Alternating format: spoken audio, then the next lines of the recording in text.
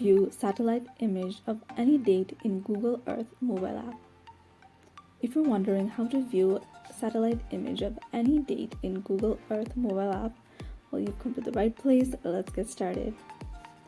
So go ahead and open your app right here, and then click on the three bars at the top left corner. So you can see the option Voyager at the second option, so click on that. So once you click on it, you can see the option time lapse in Google Earth. So you want to click on that one.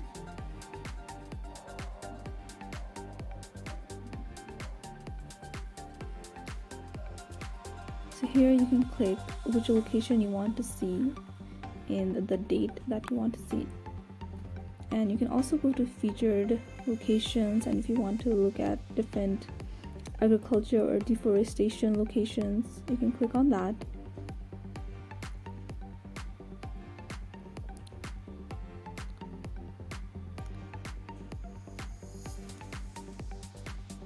So for example, if I want to see the date of 2007, I'll just scroll until I get the date that I want, and then you will see that this is how it was in 2008.